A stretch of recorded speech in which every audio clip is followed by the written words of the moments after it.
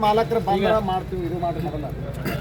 ಈಗ ಇವತ್ತಿನ ದಿವಸ ಏನು ಕಬ್ಬು ಬೆಳೆಗಾರರ ಸಮಾವೇಶವನ್ನು ಇಲ್ಲಿ ನಾವು ಸಭೆ ಕರೆದು AC ಅವರು ಮತ್ತು DC ಅವರು DYSP ಅವರು ಇವತ್ತು ಕಾರ್ಖಾನೆಯವ್ರ ಜೊತೆ ಚರ್ಚೆ ಮಾಡಿ ಏನು ಹೇಳಿರ್ತಕ್ಕಂಥದ್ದು ನಮಗೆ ಸಮಂಜಸವಾಗಿರ್ತಕ್ಕಂಥ ಉತ್ತರ ಅಲ್ಲ.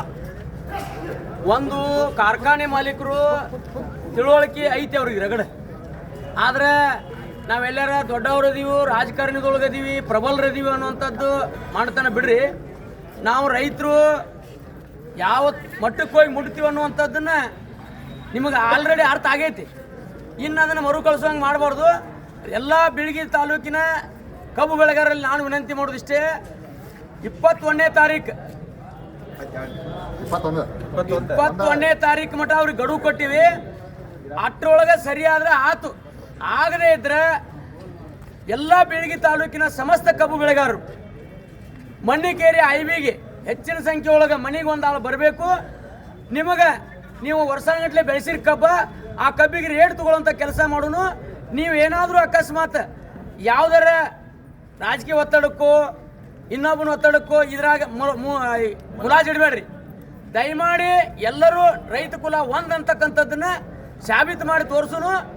ಗಾಡಿ ಮಾಲಕರು ಗ್ಯಾಂಗ್ನವರು ನಿಮಗೆ ಅನ್ಯಾಯ ಆದಾಗ ನಾವು ನಿಮ್ಮದು ಜೊತೆ ಕೈ ಜೋಡಿಸಿವಿ, ನೀವು ನಮ್ಮ ಜೊತೆ ಕೈ ಜೋಡಿಸ್ರೆ ತಮ್ಮಲ್ಲಿ ವಿನಂತಿ ಮಾಡ್ತೀನಿ ನಾನು. ದಯಮಾಡಿ ಒಂದು ವೇಳೆ ಏನಾದರೂ ನೀವು ಉಡಾಪೆ ಮಾಡಿದ್ರಿ ಅಂದ್ರೆ ನಾವು ಸುಮ್ಮನೆ ಇರೋದಿಲ್ಲ. ಕಾರ್ಖಾನೆ ಮಾಲೀಕರಿಗೆ ಒಂದು ಸೂಚನೆ ಕೊಡೋದಕ್ಕೆ ಬಯಸ್ತೀನಿ ನಾನು. ನಿಮಗೆ ಲಾಭ ಇಲ್ಲ ಅಂತ ಅನ್ನೋದು ನಿಮ್ಮ ತಲೆಯಾಗಿತ್ತಂದ್ರೆ ನೀವು ಕಾರ್ಖಾನೆ ನಡೆಸಬೇಡ್ರಿ, ಕದ ಹಾಕ್ರಿ. ನಾವು ಬೇರೆ ಕಡೆ ಕಳಿಸ್ತೀವಿ ಕಬ್ಬ. ನೀವು ಒಂದ ಫ್ಯಾಕ್ಟ್ರಿ ಇಲ್ಲ ನಮಗೆ. ಬಾಗಲಕೋಟೆ ಜಿಲ್ಲೆ ಒಳಗೆ 14 ಕಾರ್ಖಾನೆ ಅದಾವು. ನಿನಗೆ ಒಬ್ಬಗೆ ಲಾಸ್ ಆಕತ್ತಂದ್ರೆ ಏನು ಇದ್ರ ಅರ್ಥ? ಪ್ರತಿ ವರ್ಷ ನೀನು ಕಾರ್ಖಾನೆ ಕಟ್ಟಿದಾಗಿನಿಂದ 100, 150, 200 ಕಡಿಮೆ ತಗೋತಾ ಬಂದೀವಿ. SR ಪಾಟೀಲ್ರದ್ದು ಇಲ್ಲಿ ತನಕ ಲೆಕ್ಕ ಮಾಡಿದ್ರೆ ಕಾರ್ಖಾನೆ ನಮಗೆ ಬಿಟ್ಟು ಹೋದ್ರು ಇನ್ನೂ ರೊಕ್ಕ ಕೊಡ್ಬೇಕಾಗತ್ತೆ. ಆ ಬಿಲ್ಲನ್ನು ಉಳಿದಿರ್ತಕ್ಕಂಥ ಬಿಲ್ ಲೆಕ್ಕ ಮಾಡಿದ್ರೆ ಇವತ್ತಿಗೆ ಕಾರ್ಖಾನೆ ನಮಗೆ ಬಿಟ್ಟು ಹೋಗ್ಬೇಕು. ನೀವು ಇನ್ನು ಮ್ಯಾಲೆ ರೊಕ್ಕ ಕೊಟ್ಟು ಹೋಗ್ಬೇಕನ್ನೋಂಥ ಪರಿಸ್ಥಿತಿ ನಿರ್ಮಾಣ ಆಕತಿ. ದಯಮಾಡೋದಕ್ಕೆಲ್ಲ ಅವಕಾಶ ಕೊಡಬೇಡ್ರಿ.